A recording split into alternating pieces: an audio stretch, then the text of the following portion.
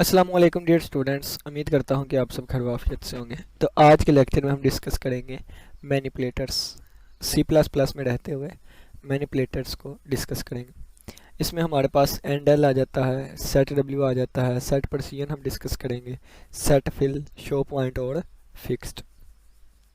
इन सभी को डिटेल से हम डिस्कस करेंगे, प्रोग्राम्स भी करेंगे। आज हमारा लेक्चर नंबर 28 है। बाकी लेक्चर्स का लिंक आपको डिस्क्रिप्शन बॉक्स में मिल जाएगा। इसी के साथ आइए हम स्टार्ट करते हैं। सी प्लस प्लस मैनिपुलेटर्स होते क्या हैं? C plus plus manipulators are use to format the output in different style. Output के फॉर्मेट को चेंज करने के लिए या आउटपुट के फॉर्मेट के लिए ये यूज होते हैं। ठीक है। The manipulators are the most common way to control output formatting. दोबारा वही लाइन चाहिए, यानी कि मेन मकसद क्या होगा, जो हमारी आउटपुट होगी उस आउटपुट का फॉर्मेट चेंज कर देना, उसको न्यू स्टाइल से लिखना, ये मैनिपुलेटर्स का काम होता है।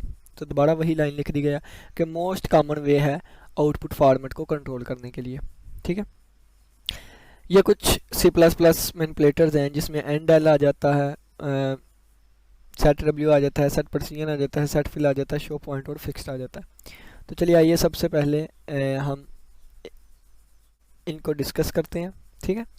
The end L manipulator can be used including IOStream.h in the program and setW precision and setfill manipulators can be used by including IOmanip। देखें, अगर मैंने end L को यूज़ करना है तो end L manipulator की डिटेल जो है वो IOStream में पड़ी होती है।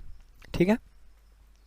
इस ऑब्जेक्ट की डिटेल IOStream.h में है, तो इस हेडर फाइल में है, लेकिन बाकियों की IOmanip में है। ठीक है। अगर मैं एंड एल को यूज़ करूँगा तो मुझे IOStream लाजमी अपने प्रोग्राम के साथ इंक्लूड करवानी पड़ेगी, और अगर मैं बाकियों को यूज़ करना चाहूँ तो मुझे एक और हेडर फाइल इंक्लूड करवानी पड़ेगी जो कि IOmanip है। ठीक है। इनपुट आउटपुट मैनिपुलेटर और डॉट हेडर फाइल। तो चलिए आइए हम स्टार्ट करते हैं। सबसे पहले हमारे पास आएगा and L.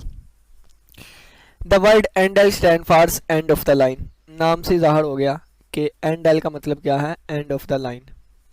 The end L manipulator is used to move cursor to the beginning of the next line। देखें, अगर मैं ये दो लाइंस लिखी हुई है ना, यहाँ से एग्जांपल देता हूँ, तो इस लाइन के ख़त्म होने पे ये चीज़ आई है, तो कैसे आई है, यहाँ पे एंड एल यूज़ किया होगा। ठीक है। तो यही करता है एंड एल मैनिपुलेटर, यूज़ होता है कर्सर को नेक्स्ट लाइन के शुरू में लेके जाने के लिए। ठीक है। यही बात, यानी कि अगर मैं ये एक लाइन लिख रहा हूँ ना, तो यहाँ पे मैं एंड एल लगा देता हूँ, तो एंड एल क्या करेगा, खुद नज़र नहीं आएगा, लेकिन अपना काम क्या दिखाएगा, अपना काम ये दिखाएगा कि कर्सर को न्यू लाइन के स्टार्टिंग पे ले जाएगा। ठीक है। ये उसी तरह काम करता है जिस तरह एस्केप सीक्वेंस में हम बैक स्लैश एन को पढ़ के आए। बैक स्लैश एन क्या होता था, बैक स्लैश को हम एस्केप करैक्टर कहते थे, और बैक स्लैश एन जो है ये न्यू लाइन क्रिएट करने के लिए यूज़ होता था। इट रिक्वायर्स नो पैरामीटर, इसके लिए किसी भी पैरामीटर की ज़रूरत नहीं होती। ठीक है। पैरामीटर मसलन कि किसी वेरिएबल की, किसी कांस्टेंट की, कोई भी पैरामीटर इसके लिए यूज़ नहीं होता। एग्जांपल ये है कि सी आउट, इसके बाद हमने डबल कोटेशन में हेलो लिख दिया, इसके बाद हमने एंड एल लिख दिया, डबल कोटेशन में वर्ल्ड लिख दिया, तो पहले हेलो प्रिंट होगा, इसके बाद एंड एल जो है वो इसे कर्सर को न्यू लाइन पे ले जाएगा और फिर वहाँ पे वर्ल्ड लिखा आएगा। तो ये इस तरह हमारी आउटपुट आएगी हेलो, और अगली लाइन पे लिखा आएगा वर्ल्ड। ठीक हो गया। तो the end L manipulator is not used as a part of string. ये स्ट्रिंग के पार्ट में यूज़ नहीं होता। इसका मतलब क्या है, तो डबल कोटेशन के अंदर जो भी चीज़ लिखी होगी वो स्ट्रिंग होगी। तो अगर बैक स्लैश एन का आपको बताऊं तो वो स्ट्रिंग में ही लिखा जाता था, यानी कि ये देखें बैक स्लैश एन जो है वो स्ट्रिंग में ही लिखा जाता था, हेलो वर्ल्ड यहाँ पे आएगा। ठीक है। लेकिन ये क्या होगा, ये स्ट्रिंग में नहीं लिखा जाएगा, ये एक अलहदा तौर पे यूज़ होगा। It is written with separate insertion operator. ये सेपरेट इंजर्शन ऑपरेटर में यूज़ होगा without quotation marks, double quotation के अलावा। ठीक है। बैक स्लैश एन को हमने इस तरह यूज़ करते थे, इसके लिए स्ट्रिंग में नहीं बल्कि इसको अलहदा इंजर्शन ऑपरेटर के तौर पे यूज़ करेंगे, और डबल कोटेशन नहीं हमने लगाने। The above example first display hello, पहले हेलो प्रिंट होगा। The end L manipulator display a new line, एक न्यू लाइन आ जाएगी एंड एल की वजह से, end then world is displayed on the next line, तो वर्ल्ड फिर नेक्स्ट लाइन पे प्रिंट होगा। ठीक है। अब हम डिस्कस करते हैं सेट डब्ल्यू मैनिपुलेटर को। इसका अगर आपने कोई भी प्रोग्राम करना है तो मैं आपको वो कह देता हूँ कि write a program that tells the use of endl. ठीक है, तो कोई भी आप हेलो वर्ल्ड इस तरह, यानी कि ये लाइन उसमें लाजमी होगी जहाँ पे एंडल यूज़ किया हो। Set W manipulator, the word set W stand for set width. ठीक है, विड्थ को सेट करने के लिए जो मैनिपुलेटर यूज़ होगा उसको सेट डब्ल्यू मैनिपुलेटर कहते हैं। The set W manipulator is use to display the value of an expression in specified column. ये बहुत अच्छी बात है। अगर हम एक स्क्रीन की बात करें ना, तो ये अगर हमारे पास एक स्क्रीन है, ठीक है, देखें।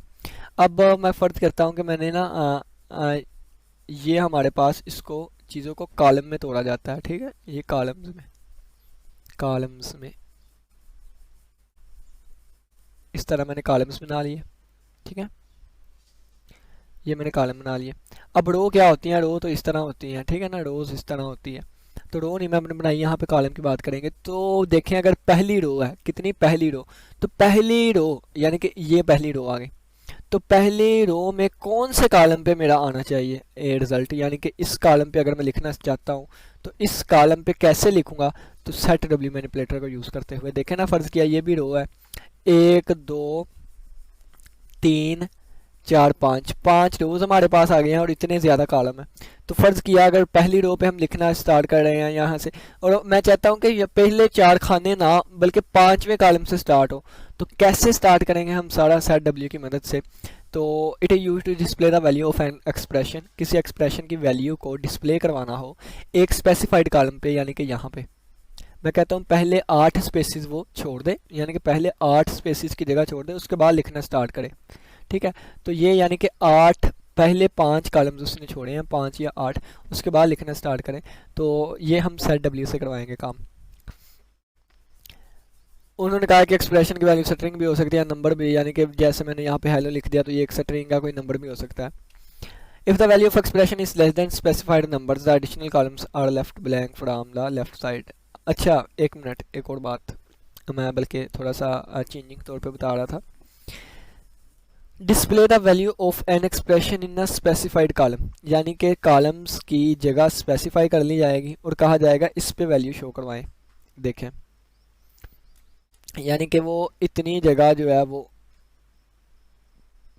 निकाल लेगा इसके लिए और कहेगा कि फिर इसके ऊपर लिखना है जो भी लिखना है। ठीक है, तो अगर देखें कि मैंने इतनी जगह यानी कि 1 2 3 4 5 6 की मैंने जगह निकाल ली है, यानी कि 6 कॉलम्स की जगह मैंने स्पेसिफाई की है।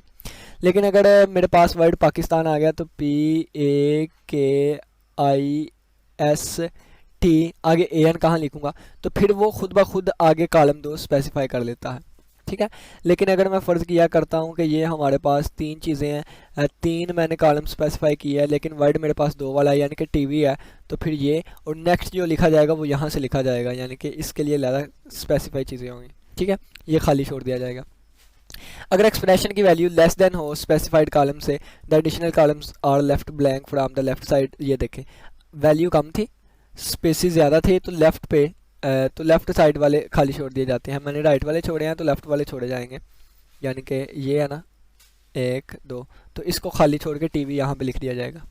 ठीक है, ये होता है। और नेक्स्ट लिखा गया है the output automatically use the required column. अगर लार्जर हो, जैसे मैंने यहाँ पे बताया, मैंने 6 खाने स्पेसिफाई किए थे लेकिन पाकिस्तान में तो 8 थे, तो फिर उसने 2 जो है वो खुद ब खुद स्पेसिफाई कर दिया बाय डिफ़ॉल्ट। ठीक है, required column if output larger. The set W manipulator is a part of IOManip.h। IOManip input output manipulator, इसके लिए एक हेडर फाइल है ये वाली, और सेट डब्ल्यू अगर हम यूज़ करेंगे तो इस हेडर फाइल को लाजमी इंक्लूड करवाएंगे। इसका सिंटैक्स आ जाता है सेट डब्ल्यू और साथ एन इंडिकेट करता है नंबर ऑफ कॉलम्स को जिसमें हम अपनी वैल्यू को डिस्प्ले करवाना चाहते हैं। ठीक है, it can be an unsigned positive integer constant, ये कोई भी पॉजिटिव इंटीजर हो सकता है, वेरिएबल या एक्सप्रेशन। अब देखें यहाँ से C out set W4, set W5, set W4, यहाँ A लिखा है, यहाँ B लिखा है, यहाँ हाई लिखा है। ठीक है, इसने क्या किया, सेट W4 4 की विड्थ छोड़ दे, तो यहाँ पे 4 स्पेसिस की जगह छोड़ी गई है, 1 2 3 4। ठीक है, और फिर इसके बाद A की वैल्यू 33 आ गए। ठीक है, और इसके बाद 5 की विड्थ हमने छोड़नी है, तो ये 5 स्पेस यहाँ छोड़ी गई है, 1 2 3 4 5। इसके बाद जो है वो B की वैल्यू आ जाए, तो ये B की वैल्यू आ गई है। इसके बाद 4 की स्पेसिस 1 2 3 4 और इसके आगे हाई। ठीक है, अब यहाँ पे देख लेते हैं ये वाली, यहाँ पे एक स्पेस छोड़ी गई है, इसके बाद 5 स्पेसेस ये वाली, और इसके बाद दोबारा एक स्पेस। ठीक है, तो ये इस तरह होता है, तो आप इस एग्जाम्पल को देख लीजिएगा। नेक्स्ट हमारे पास एक प्रोग्राम आ जाता है जो कि सेट डब्ल्यू का यूज़ बताएगा। ठीक है, सेट डब्ल्यू के यूज़ को एक्सप्लेन करेगा। तो ये लिखा गया है कि हमने क्या किया, आईओ स्ट्रीम ली, क्यों ली, क्योंकि हमने सी आउट को यूज़ करना है। कैसे यूज़ करते हैं, पिछले इससे दो पिछले लेक्चर में हमने, यानी कि ये 28 है, 26 में डिटेल से सी आउट को डिस्कस किया है। इसके लिए आईओ स्ट्रीम और गेट सी एच और क्लियर स्क्रीन यहाँ पे लगानी है, तो आपकी मर्ज़ी, नहीं लगाएंगे फिर भी प्रोग्राम चल जाया करेगा। तो क्लियर स्क्रीन के लिए हम कौनियो और आईओ मैनिप जो है ये हम यहाँ पे सेट डब्ल्यू यूज़ करेंगे। ठीक है, तो इसके लिए हम आईओ मैनिप यूज़ करेंगे। तो सबसे पहले देखें कि हमने 3 हेडर फाइल्स यूज़ कर ली और इसके अलावा वाइड मेन हमारे पास आ गया। ठीक है, इंटीजर n की वैल्यू हमने ये दे दी, तो n की वैल्यू आ गई 3928। ठीक है, डबल की वैल्यू हमारे पास आ गई 91.5। अब देखें, एक हमने स्ट्रिंग ले ली ओ यूजिंग सी प्लस प्लस, यहाँ जी आना है। ठीक है, ये हमने एक स्ट्रिंग ले ली। अब सी आउट में हमने क्या लिखा, सी आउट में हमने लिख दिया कि ये हमारे पास आगे एंगल ब्रैकेट्स इंसर्शन ऑपरेटर, और ये आ गया सेट 5 करना है और n की वैल्यू करनी है। ठीक है, n की वैल्यू वो सेट 5 में करनी है। एंडल लग गया, ये भी सी आउट है, ये भी सी आउट है। देखिएगा अब कैसे हम इसको चलाते, इसकी आउटपुट नहीं लिखी तो आउटपुट मैं आपको बताता हूँ। यहाँ पे एक डब्बा बना लेते हैं, ये हमने एक बड़ा सा डब्बा बना लिया। अब मैं आपको आउटपुट चला के दिखाऊंगा। 1 2 3 4 5 6 7 8 9 10 11 12 13 और 14 15, ये हमारे पास 15 कॉलम बन गए हैं। कितने, 15 कॉलम्स बन गए हैं। मैं कहता हूँ एक और बना लेता हूँ, ये 16 हमारे पास बन गए हैं। अब ये पहली रो, ये दूसरी रो, ये तीसरी रो, ठीक है, ये चौथी रो और ये पांचवी रो। ठीक हो गया, ये सारा क्लियर हो गया। अब देखिएगा, अब इनको नंबरिंग दे देता हूँ 1 2 3 4 5 6 7 8 9 10 11 12 13 14 15 और 16 रोज, रोज को भी नाम दे देता हूँ। ठीक है, अब देखिएगा यहाँ पे सबसे पहले क्या हुआ, सेट डब्ल्यू आना यहाँ पे, ये मेरी मिस्टेक है, यहाँ पे सेट डब्ल्यू आएगा, set W, set W 5, set W 5, तो 5 खाने आ जाएंगे n की वैल्यू के लिए। तो 5 यानी कि ये खाना भी शामिल होगा ना, तो ये 2 3 4 5 यहाँ नहीं आएगा बल्कि यहाँ पे आएगा, यानी कि पहली रो, दूसरी रो, तीसरी रो, चौथी रो और पांचवी रो, ये खाली है। ठीक है, ये खाली चीज़ पड़ी है। अब देखें कि सेट डब्ल्यू 5, तो 5 निकालेगा, तो पहला, दूसरा, तीसरा, चौथा, पांचवा, तो ये हमारे पास 5 डब्बों की स्पेस आ गई, ये वाली। ठीक है, किसके लिए, n की वैल्यू के लिए, n की वैल्यू के लिए।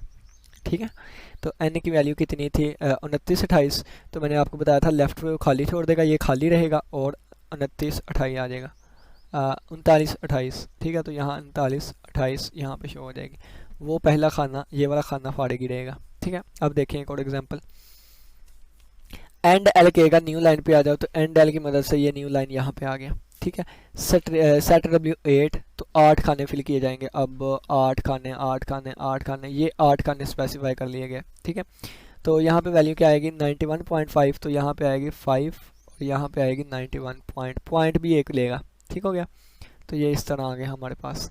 अब नेक्स्ट देखें तो 16 है, तो 16 ने क्या लेना है, ये सारी हमने चीज़ शो करवानी है, तो 16, तो 16 खाने सारे के सारे एंडल न्यू लाइन पे ले आया दोबारा, ये वाला एंडल। ठीक है, और अब न्यू लाइन पे आके दोबारा इस कॉलम को सेटिस्फाई करेगा, इस कॉलम को स्पेसिफाई करेगा। ठीक है, और यहाँ पे लिखा जाएगा क्या, ओप यूजिंग सी प्लस प्लस, तो ओ पी और यूजिंग एक स्पेस छोड़ के यूजिंग और सी प्लस प्लस। तो ये हमने लेफ़्ट से लिखना स्टार्ट करना है, ये गलत हो गया ज़रा, हम यहाँ से लिखना स्टार्ट करेंगे 1 2 3 एक स्पेस 4 5 6 7 8 9 एक खाली स्पेस और 10, 11 और 12 और ये 4 डब्बे खाली होंगे, ठीक है ना।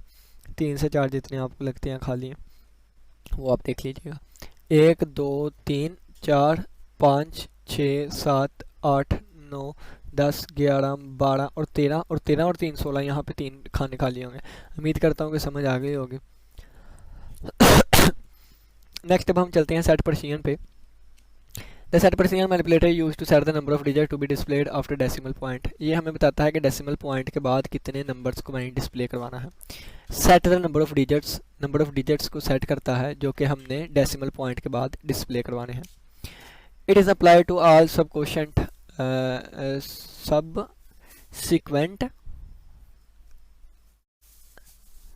subsequent floating number numbers related to that output stream. It apply to all। हाँ, अगर ये हमने एक दफ़ा लगा दिया ना तो जितने भी फ्लोटिंग पॉइंट वाले नंबर होंगे ना तो उनके लिए आउटपुट ये लिखा जाएगा, यानी कि ये सब पे अप्लाई हो जाएगा। इट इज़ अप्लाइड, इसको हम अप्लाई कर सकते हैं टू ऑल, ये अप्लाई होगा टू ऑल, तमाम सब सिक्वेंट एक जैसे जितने भी होंगे ना उन पे ये सभी पे अप्लाई हो जाएगा। The value is rounded with the use of manipulator. जब इस मैनिपुलेटर को यूज़ करेंगे तो वैल्यू राउंड ऑफ भी हो जाएगी, ठीक है। इसका सिंटैक्स जो है वो ये है कि सेट पर्शियन और आगे पैरामीटर, ठीक है। एन इंडिकेट करेगा कि कितने डेसिमल पॉइंट शो होने चाहिए और it can be an unsigned positive integer constant variable और एक्सप्रेशन। इसको हम unsigned positive constant variable, unsigned में आप लगा लेंगे जैसे पॉजिटिव इंटीजर हमने लेके चलने हैं, अनसाइंड और साइंड। एंड ये जब आप डाटा टाइप्स पढ़ के आए थे ना वहाँ पे ये लफ्ज़ वर्ड यूज़ किए गए थे साइंड और अनसाइंड, ठीक है। तो यानी कि हमारे पास पॉजिटिव वैल्यूज़ होंगे कांस्टेंट वेरिएबल और एक्सप्रेशन के लिए। ये हमारे पास एग्जांपल दी गई है। सेट डब्ल्यू क्या है 10, तो 10 खाने इसके लिए निकाल लिए गए, ठीक है, 10 स्पेसिस। तो जब 10 स्पेसिस यहाँ पे आ गई ये वाली 10 स्पेसिस, ठीक है। इसको दो तरह से यूज़ कर सकते हैं, जिस तरह हमने पीछे प्रोग्राम में यूज़ किया था उसके लिए 10 डब्बे उठाए जाएंगे, लेकिन अगर हम इसको सिंगल यूज़ करेंगे तो ये पहले 10 स्पेसिस उठाएगा, ठीक है। ये 10 स्पेसिस आ गए।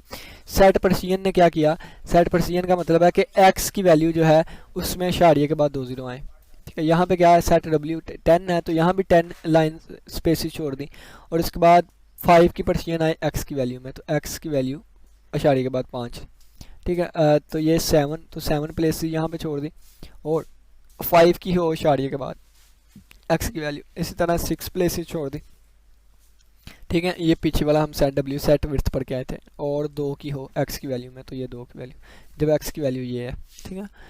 तो अब देखें ये 84.827 था ना, 27, तो 7 5 से ज़्यादा होता है, राउंड ऑफ कर दिया गया क्योंकि यहाँ पे हम लाइन पढ़ के आए हैं कि ये राउंड ऑफ भी कर देता है मैनिपुलेटर को यूज़ करते हुए। प्रोग्राम लिख दिया, तो write program that display the value of different variables using set precision manipulator. Set precision manipulator को यूज़ करते हुए हमने डिफरेंट वेरिएबल्स की वैल्यू को डिस्प्ले करवाना है। देखें r, ठीक है, और n1 की ये वैल्यू है, n2 की ये वैल्यू है, और r हमारे पास क्या है, n1 ओवर n2 है, ठीक है। जब इसको डिवाइड करवाएंगे कोई ना कोई आंसर आएगा। अब पहले वो आंसर क्या आता है, ये वाला आंसर आता है हमारे पास, अगरचे हमने डबल लिया था और ये हमारे पास इसका आंसर आ गया। डबल की पर्शियन ज़्यादा होती है तो यहाँ पे उन्होंने क्यों, यहाँ पे फ्लोट लगा लें आप, ठीक है, यहाँ पे फ्लोट लगाएं तो बेहतर होगा, यहाँ पे फ्लोट लगा लें।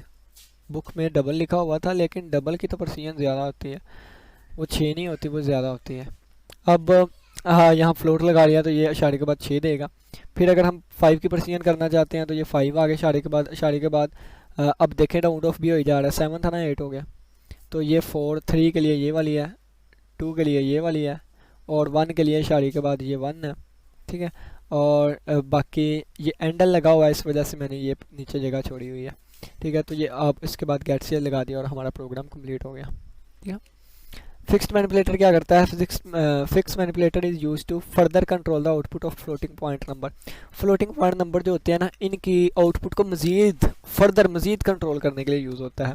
It display the floating point number in a fixed decimal point, एक फिक्स्ड डेसिमल फॉर्मेट, एक फिक्स कर दिया जाता है डेसिमल फॉर्मेट, उसके फिर फ्लोटिंग पॉइंट नंबर्स को शो करवाने के लिए यूज़ होता है।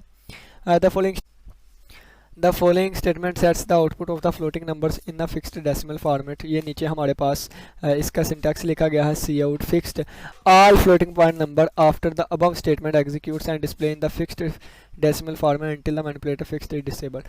अगर हम एक दफ़ा फिक्स को अप्लाई कर देना फिक्स्ड को, तो जब तक हम इसे दोबारा नहीं ना अप्लाई डिसेबल कर देते, ये चलता ही जाना, हर किसी के लिए ये लग जाना। ठीक है, ऑल फ्लोटिंग पॉइंट नंबर, जितने भी फ्लोटिंग पॉइंट नंबर होंगे इस स्टेटमेंट के बाद एग्जीक्यूट होंगे और इनका डेसिमल जो होगा वो एक फिक्स फॉर्मेट में दिखाया जाएगा जब तक कि हम इसको दोबारा डिसेबल नहीं कर देते। It can be disabled by using the stream member function unset. हाँ, इसको डिसेबल करना हो तो इसके लिए एक स्ट्रीम मेंबर फंक्शन इसके साथ यूज़ करते हैं अनसेट। ठीक है, वो यूज़ करते हैं और ये जैसे लिखा गया सी आउट डॉट अनसेट एफ और iOS और फिक्स्ड, यहाँ एक्स आना है, इसके साथ हम इसे डिसेबल करते हैं। शो पॉइंट क्या होता है? पॉइंट को शो करवाने के लिए decimal part of floating point is number is not displaying if the is the zero. अब देखें, उन्होंने कहा है कि अगर डेसिमल पार्ट जो है हमारे पास ज़ीरो हो ना तो वो चीज़ शो नहीं होती है। And the user display the number using fix decimal format, और जो यूज़र होता है वो डिस्प्ले करता है नंबर को using display fixed decimal format. अशारिये के बाद जो ज़ीरो होते हैं ना वो शो नहीं होते, तो यूज़र क्या करता है? फिक्स डेसिमल फॉर्मेट को यूज़ करते हुए इनको डिस्प्ले करता है। द शो पॉइंट मैनिपुलेटर किस लिए यूज़ होता है? Display the decimal part even if the decimal part is zero. अब शो पॉइंट भी पॉइंट के लिए ही यूज़ होता है। ये क्या करता है? ये ज़ीरो वाली चीज़ों को भी दिखाता है, यानी कि जो ज़ीरो होगा ना डेसिमल पार्ट में वो ज़ीरो भी दिखाया करेगा। The following statement sets the output numbers with the decimal point and trailing zero on the standard input device. नीचे जो स्टेटमेंट आएगी ना उसके वो हम देखते हैं, ये वाली हमारे पास स्टेटमेंट आ गई है। ये आउटपुट नंबर्स को सेट करेगी with the decimal point and trailing zero on the standard input device. देखिए प्रोग्राम से मैं आपको समझाता हूँ, अच्छे तरीके से समझ आएंगे। बल्कि ये प्रोग्राम रहने दें तो अच्छा है, क्योंकि ये प्रोग्राम मैंने टू द पॉइंट टर्बो पे लिख के देखा था तो इसमें एरर्स आती थी। ठीक है, टू द पॉइंट यही प्रोग्राम जो आपकी बुक में लिखा हुआ है मैंने वहाँ पे लिखा था तो एरर आती थी। बाकी मैं थोड़ी सी आउटपुट बता देता हूँ। सेट पोजीशन हमने 2 की रखी है ना, ठीक है, सेट पोजीशन हमने 2 की रखी है, तो यहाँ पे देखें सी आउट एक्स की ये डबल कोटेशन के अंदर है तो टू द पॉइंट वैसे ही शो हो जाएगा स्क्रीन पे। इसके आगे एक्स की वैल्यू और एंडल न्यू लाइन आ जाएगी। फिर Y is equal to the point screen पे शो हो गया, वाई की वैल्यू ये एक्स वाई जी की वैल्यू दी गई है। ठीक है, तो ये हमारे पास y is equal to Y की वैल्यू एंडल न्यू स्क्रीन। ठीक है, अब यहाँ पे देखें, अब सेट पोजीशन यहाँ पे 3 की कर दी गई है, किसकी? 3 की कर दी गई है, और सेट पोजीशन 3 ये टू द पॉइंट स्क्रीन पे शो हो जाएगा। ठीक है, और ये दोबारा वही चीज़ अब सेट पोजीशन 3 की आएगी। अब दोबारा ये सेट पोजीशन 4 लिख दिया गया और ये डबल कोटेशन के अंदर है तो टू द पॉइंट स्क्रीन पे शो हो जाएगा। और इसके बाद ये चीज़ें लिखी गई हैं तो इसके लिए ये आउटपुट है।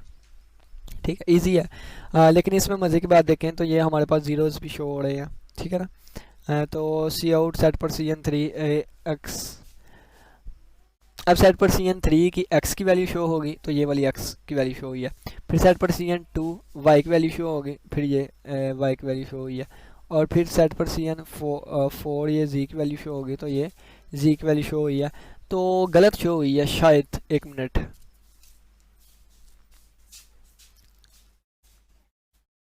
3 2 4 सेट परसियन यहाँ पे 3 है तो ये अशारी के बाद 3 आ गया। यहाँ पे सेट परसियन 2 की है और यहाँ अशारी के बाद 3 आ रहे हैं। यहाँ पे सेट परसियन 4 है तो यहाँ पे 3 आ रहे हैं। How it is possible? मैंने पहले बताया, मैंने ये प्रोग्राम चला के देखा था तो हमारे पास एरर्स भी आती थी और आउटपुट ठीक से नहीं थी आई, फिर मैंने इसको देखा ही नहीं, क्योंकि पहले एरर ठीक करता तो ये चीज़ें होती ना। तो इस चीज़ों में एरर आ रही थी। चलिए नेक्स्ट टाइम चलते हैं।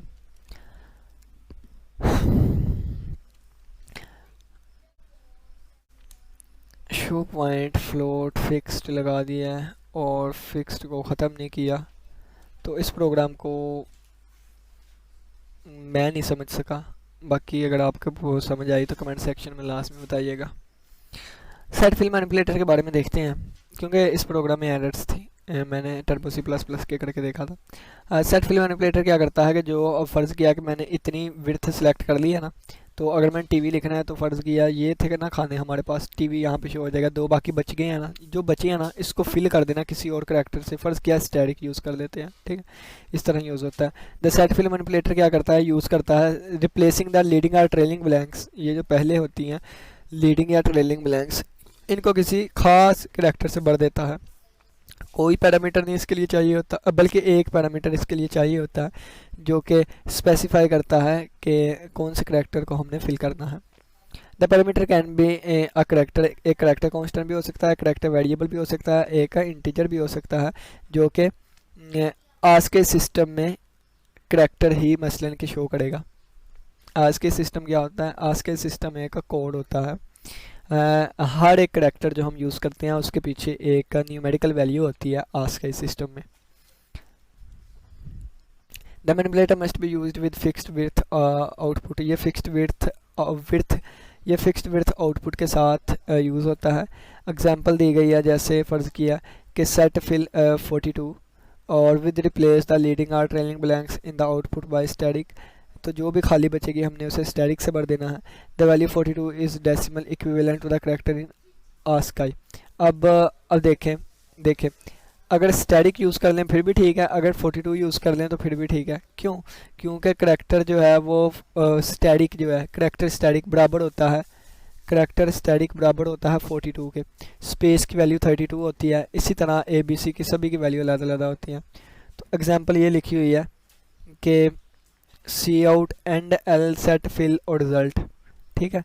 The statement has not specified a field of a fixed width to display. मैं प्रोग्राम होता है तो वो मैं समझाता हूँ आपको। ये देखें, ये आ गया हमारे पास, हमने एक स्ट्रिंग ले ली ये वाली, ठीक है, और हमने पहले 20 की एक लेंथ मुकर्रर की, तो मैं यहाँ पे 20 खानों की एक लेंथ आ गई, ठीक है। उसमें से ओप यूजिंग C++, इसने 13 डब्बे फिल कर लिए, 13 डब्बे इसने फिल कर लिए, किसने, ओप यूजिंग C++ ने। बाकी जो डब्बे बचे ना तो वो यहाँ पे आ जाएगा स्टार, ठीक है, यहाँ पे स्टार्स आ जाएंगे। और अगर मैं एंडल करूँगा न्यू लाइन पे आ जाएगा, दोबारा 20 की विड्थ मुकर्रर करें, दोबारा 20 का एक डब्बा बनाए, ठीक है, यूजिंग C++। 13 इन्होंने ले लिया, बाकी जो बचेगा उसकी जगह ये आ जाएगा। 13 इन्होंने ले लिए, बाकी जो बचेगा यानी कि 7 बचते हैं तो उनकी जगह पे ये आ गया। तो उम्मीद करता हूँ ये प्रोग्राम की समझ आई होगी, ठीक है। ये टोटल 20 की है, 20 की विड्थ हमने की, और इसमें अब ये स्टार की जगह यानी कि जो हमने यहाँ पे लिखा हुआ है ना, ये वाला इसकी जगह आप ये भी लिख सकते हैं, ये जो लिखा हुआ है ना इसकी जगह आप सेट फिल 42 भी लिख सकते हैं, ठीक है। तो सेट फिल 42 का मतलब क्या है, 42 जो है ये स्टैटिक की ही वैल्यू होती है आस्काई में, ठीक है। इसकी भी वैल्यू होगी, इसकी भी वैल्यू होगी, वो क्या होगी, एक पूरा टेबल होता है, उस टेबल से आपको इजीली समझ आ सकती है। तो आप इंटरनेट पे सर्च कर सकते हैं आस्काई टेबल। तो उम्मीद करता हूँ कि मैनिपुलेटर्स की समझ आई होगी। थोड़ा सा डिफरेंस देख लेते हैं हम स्टार्टिंग पे जाके।